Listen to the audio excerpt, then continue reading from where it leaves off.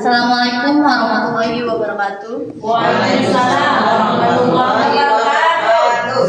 Alhamdulillahirabbil alamin wa bihi nasta'in wa ala umuri dunya waddin. Wassalatu wassalamu ala asrofil anbiya'i wal mursalin wa ala alihi washabihi ajmain amma ba'du. Yang terhormat Kepala Sekolah SDN Pasir Petai, Ibu Ipat Fatimah MPD, sekaligus peserta CGV, serta Bapak Ibu Guru SDN Pasir Petai. Puji syukur kehadirat Allah Subhanahu wa Ta'ala yang telah memberikan kita nikmat sehat sehingga kita dapat berkumpul di acara pada siang hari ini. Salawat serta salam tak lupa kita limpah curahkan kepada junjungan Nabi Muhammad SAW yang telah membawa kita dari zaman jahiliyah menjadi Islamiyah. Perkenalkan, nama saya Praditya Ayu Adiana selaku pemandu acara pada siang hari ini. Izinkan saya sebagai pembawa acara untuk membacakan susunan acara. Yang pertama, pembukaan, kedua, menyanyikan Indonesia Raya, yang ketiga, sambutan, yang keempat, pemaparan materi, dan yang terakhir, penutup. Baik, Bapak dan Ibu Guru, untuk membuka acara hari ini, mari kita membaca basmalah bersama-sama. Acara selanjutnya, kita menyanyikan lagu Indonesia Raya. Hadirin dimohon berdiri.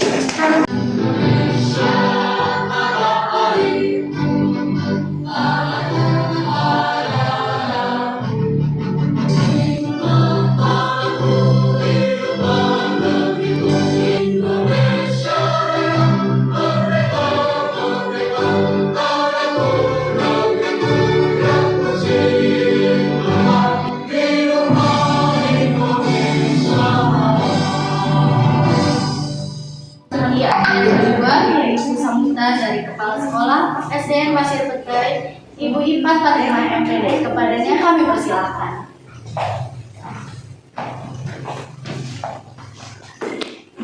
Terima kasih.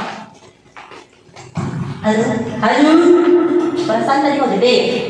Mohon izin semuanya. Assalamualaikum warahmatullahi wabarakatuh. Waalaikumsalam warahmatullahi wabarakatuh. Bismillah. Alhamdulillah wala haula wala quwwata illa billah. Amma ba'du. Ibu bapak dewan guru yang saya hormati, hadirin sekalian yang berbahagia, yang saya cintai dan saya banggakan. Salam kompak untuk guru SD Pasir Petai. Beri tepuk tangan untuk kita semua. Baiklah, marilah kita panjatkan rasa syukur kita kehadirat Allah Rabb semesta alam. Salawat beserta salam semoga senantiasa tercurahkan kepada baginda kita Nabi besar Muhammad sallallahu alaihi wasallam. Ibu bapak yang berbahagia, izinkanlah saya di sini selaku tadi sambutannya selaku kepala sekolah. Sudah kita borong saja ya. Karena ibu bapak mohon izin, saya sekaligus bukan kepala sekolah sekaligus peserta CGP Angkatan 8 Kabupaten Pandeglang. Bapak yang dirahmati Allah, kita selaku guru dituntut untuk memperbaiki kompetensi kita, baik bidang akademik maupun bidang yang lainnya. Program dari pemerintah bahwasanya guru itu harus bergerak, tergerak, dan menggerakkan sesuai dengan visi dari program guru penggerak. Ibu bapak yang dirahmati Allah, baiklah, saya akan memaparkan aksi nyata dari modul 1.4. Tapi terlebih dahulu saya akan mengulas dari modul koneksi antar materi modul 1.4 supaya Bapak Ibu tidak terlalu kebingungan. Kenapa ini 1.4 aja aksi nyata? Ternyata ada sebelumnya. Sebelum kita ke materi, halo, bagaimana yang dulu? Halo. Coba ice breaking, ada yang bisa? Ada yang ingat? Lupa lagi, Bu. Ice breaking, yuk. Ada yang mau menunjukkan ice breaking? Ada yang bisa? Ayo kita ice breaking aja ya. Kami mohon maaf waktu kita ini jam 11:30 luar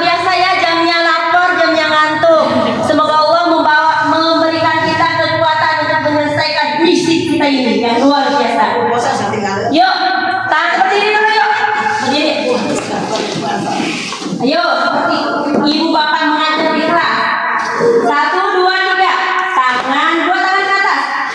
Tangan ke atas, tangan ke samping, tangan ke depan, diputar-putar. Sekali lagi. Tangan ke atas, tangan ke samping, tangan ke depan, Duduk yang manis.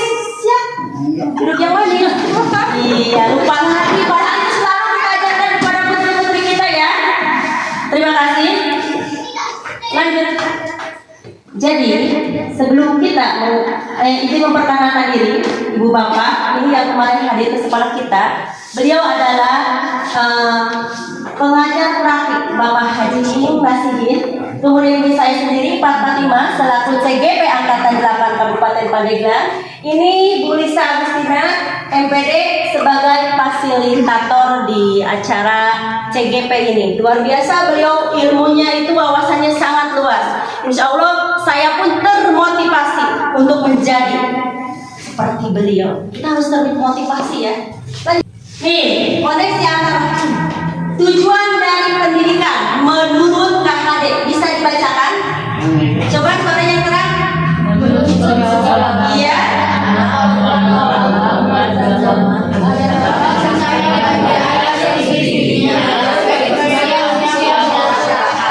Nah, tujuan pendidikan menurut Ki Hajar Dewantara bahwasanya tujuan itu hanya untuk menuntun kodrat anak, baik kodrat alam maupun kodrat zamannya. Tidak lebih dari itu. Sudah terarah, sudah tertuntun kodratnya, nanti juga akan sesuai dengan Al-Quran, sesuai dengan Pancasila. Kita tidak terlepas dari dua pedoman itu. Kita sebagai muslim, kita berpedoman pada Al-Quran dan hadis. Sebagai warga Indonesia yang baik, kita akan tetap terpaku pada Pancasila. Nah, sekarang di Pancasila itu ada yang namanya profil pelajar Pancasila. Bapak nih, jadi ternyata guru di sini bukan ini ya, bukan hanya guru penggerak ya. Di sini bukan hanya guru penggerak. Jadi nilai seorang guru itu di sini ada 1, 2, 3, 4, 5. Pertama, berpihak pada murid. Yang kedua, mandiri. Jadi guru harus mandiri loh. Walaupun kita harus banyak bertanya, tetapi sifat mandiri kita harus kita tumbuhkan. Yang selanjutnya, reflektif. Setelah kita melakukan kegiatan, mengajar, kita refleksikan ini, oh ada yang kurang, oh ada yang salah, harus begini, harus diperbaiki, dan sebagainya. Kolaboratif. Apa tuh kolaboratif? Betul seperti tadi Bu ya. Oh, ini anggap ini, padahal gue ini bantuan ya. Iya, kolaborasi. Artinya apa? Bekerja sama dengan pihak lain, tentunya pihak yang membawa aura positif. Untuk selanjutnya inovatif. Nih, inovatif ini adalah kita harus mencoba memperbaharui apa yang lalu menjadi yang baru. Apa yang udah menjadi terupdate. Luar biasa. Kalau kita hanya memakai apa itu? Dulu itu apa itu? Poli-poli ya? Sudah gak ada loh zaman itu HP poli-poli sudah gak ada. Sekarang Android. Kalau kita udah memakai tinggalan GG ya, ketinggalan zaman. Kita harus mengkondisikan. Assalamualaikum warahmatullahi wabarakatuh. Ibu bapak, guru Dewan Guru SD Pasir Pete yang berbahagia. Baiklah, izinkan saya mohon waktunya untuk memaparkan tugas modul yang saya buat, yaitu modul 1.4 tentang budaya positif. Ibu bapak, budaya positif ini selalu kita terapkan kepada para siswa kita. Baik sebelum mereka di gerbang sana, kita sudah menyambut anak-anak dan putra-putri kita dengan 5S. 5S ini salah satu dari budaya positif. Mohon izin, 5S itu diantaranya apa saja? Ya, lebih keras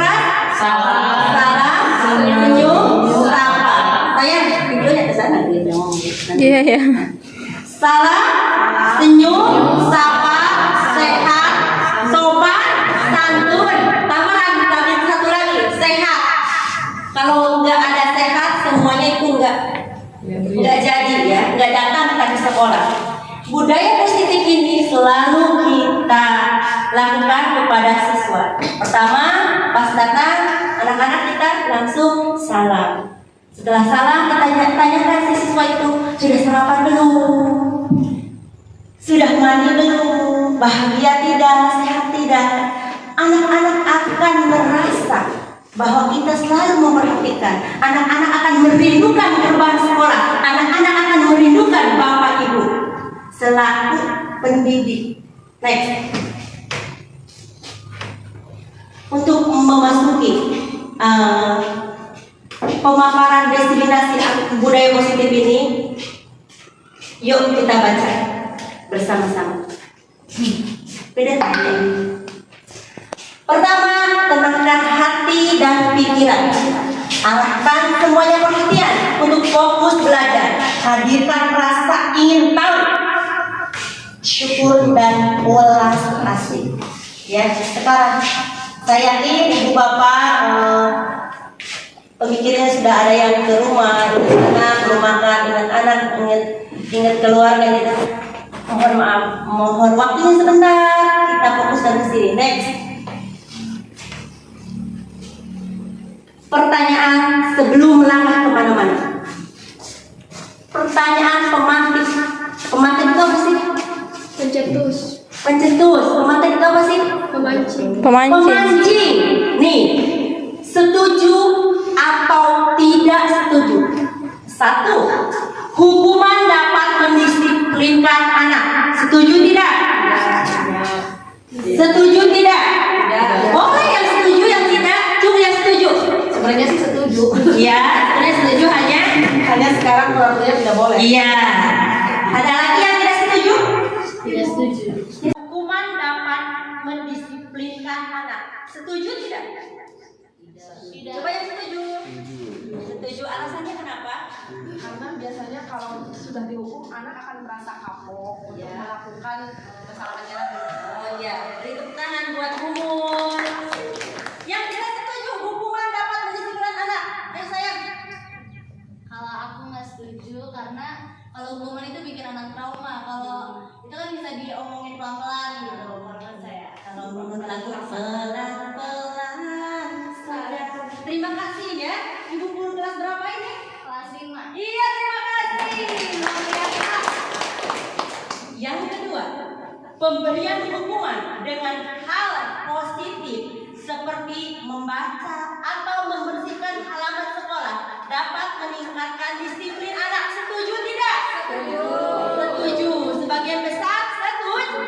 Alasannya seorang aja. Yuk. Boleh? Baik, pemberian hukuman dengan hal positif seperti membaca atau membersihkan halaman sekolah dapat meningkatkan disiplin anak. Ya, saya setuju karena hal yang dihukumkan itu juga hal positif, Ibu. Seperti membaca itu adalah hal positif. Anak-anak juga membutuhkan literasi, maksud saya maaf. Dan membersihkan halaman sekolah juga penting ya. Kita kan selalu ingin menjaga kebersihan bersama ya, Bu, ya, di sekolah. Jadi hal ini bisa membiasakan anak begitu supaya kita pun memberikan hukuman yang memang positif gitu, tidak negatif gitu. Iya. Tidak ada impact untuk mereka. Luar biasa. Boleh tahu Ibu dengan guru kelas berapa? Ya, saya guru kelas 3 ini. Oh, terima kasih. Yang ketiga, yang selanjutnya. Yuk kita baca bareng-bareng yuk. Memberi penghargaan dapat meningkatkan motivasi belajar anak. Setuju tidak? Sangat setuju ya. Ini ketika kita dihargai, kita pun akan merasa termotivasi ya. Tapi itu tetap intinya masih di luar. Kesadaran itu bukan kesadaran intrinsik, itu masih ekstrinsik. Next. Perubahan paradigma. Jadi begini, Ibu Bapak, sekarang kita akan membuat suatu permainan. Permainan ini bisa Ibu Bapak gak usah ya. Biasanya kita megang apa? Kepal sekuat mungkin. Ya, seolah-olah Umi kita kepal, seolah-olah di dalam kepala ini adalah sesuatu yang berharga dan tidak boleh diambil dan disentuh orang lain. Bisa disimulasikan satu orang, dua orang. Bu Noris ini mengepal, ya. Bapak Sofyan, tolong rayu bagaimana caranya Bu Noris supaya kepalanya ini dibuka. Ya, tolong dibuka kepalanya. Saya mau tahu dalamnya apa. Boleh dibuka? Kenapa nggak mau? Saya mau tahu. Nggak boleh tahu. Nggak boleh tahu. Ini hal yang berharga buat saya. Hal yang berharga buat. Oke. Sekali lagi, saya mau tegaskan. Coba buka tangannya. Nggak mau. Saya mau lihat. Saya nggak mau. Saya mau lihat. Saya nggak mau. Karena kamu tadi melakukan sesuatu yang saya tidak inginkan. Saya kepo. Saya nggak mau, sekali nggak mau saya mau. Ya, terima kasih. Terima kasih Pak Sofyan dan Bu Noris. Kita lihat adegan tersebut bahwasanya Bu Noris kuat pendiriannya dengan apa yang dia pertahankan. Kenapa? Karena kita bisa mengambil pelajaran bahwasanya orang lain tidak bisa mengatur kita. Orang lain tidak bisa mengatur kita. Orang lain tidak bisa mengendalikan kita. Pun halnya kita sebagai guru, kita tidak bisa. Kamu harus begini, kamu harus begitu.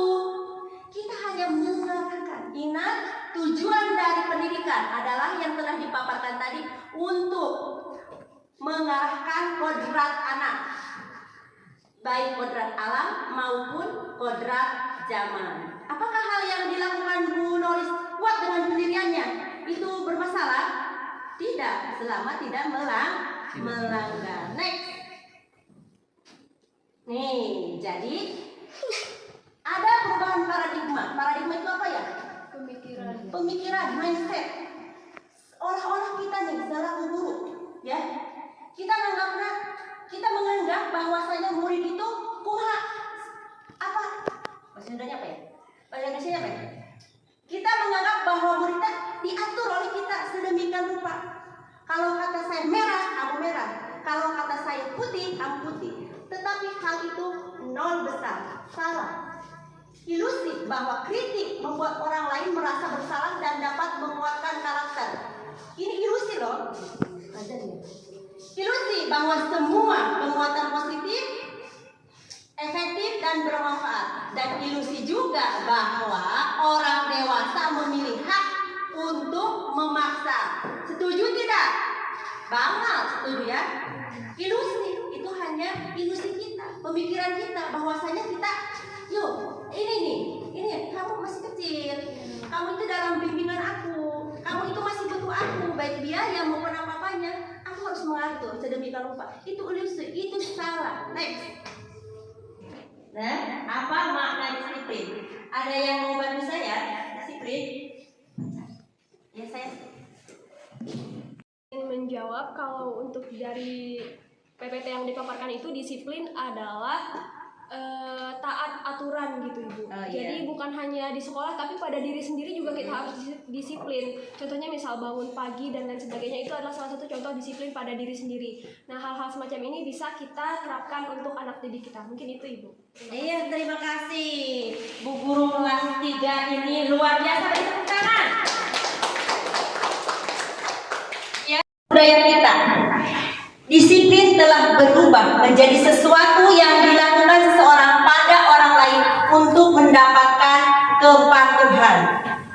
Kecenderungan umum adalah menghubungkan kata disiplin dengan ketidaknyamanan, bukan dengan apa yang kita hargai atau pencapaian suatu tujuan mulia. Jadi kalau kita mendengar kata disiplin seolah-olah menakutkan, seolah-olah kita harus tampil gitu, seolah-olah kita harus begini begitu diatur. Tetapi pada maknanya disiplin itu keluar dari diri kita. Next. Nih, kita ketemu di sini. Nilai-nilai kebajikan adalah sifat positif manusia yang merupakan tujuan yang mulia yang ingin dicapai oleh semua orang, baik individu maupun kelompok. Nih, menurut Dr. William Glasser pada teori kontrol tahun 1984, posisinya di tahun ini beliau sudah menemukan teori, ya.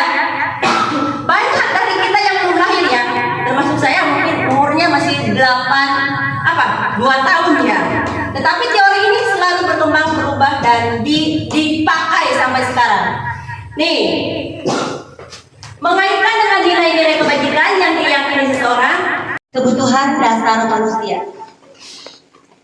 Yuk kita baca. Kita sebagai manusia, betul kita membutuhkan hal tersebut? Betul. Yang pertama, love and belonging. Kita membutuhkan rasa kasih sayang dan rasa diterima pun kepada putra-putri kita, kepada anak-anak kita. Anak-anak akan membutuhkan kasih sayang, juga akan membutuhkan rasa diterima. Ya. Kemudian penguasaan tadi kita dikasih reward, dikasih penghargaan, dikasih apa-apa. Kesenangan. Nih, kesenangan ini bagaimana dia maunya, bagaimana dia inginnya. Kebebasan untuk berinovasi. Jadi semuanya ini kebutuhan dasar manusia yang kita tidak boleh melewatinya. Nih, bertahan hidup. Ini nih sekarang nih jamnya bertahan hidup, jam 8 ya. Bertahan hidup, makan, minum, berketurunan, bernapas, ini kebutuhan bertahan hidup dan itu tidak bisa kita lewati. Beri tepuk tangan untuk kita semua. Yuk kita perhatikan, ini video ini saya buat untuk melengkapi tugas 1.4 juga. Nih. Waalaikumsalam. Apa kabar Eca? Ibu dengar dari ketua kelas, kamu tadi sudah berantem sama Ustaz Sultan itu? Ya. Iya. Kenapa? Aku sering contek. Iya, ibu pun kalau ibu contek ibu bisa marah. Tetapi apakah dengan marah itu akan menyelesaikan masalah? Tidak. Oh iya. Lantas Eca maunya bagaimana? Aku maunya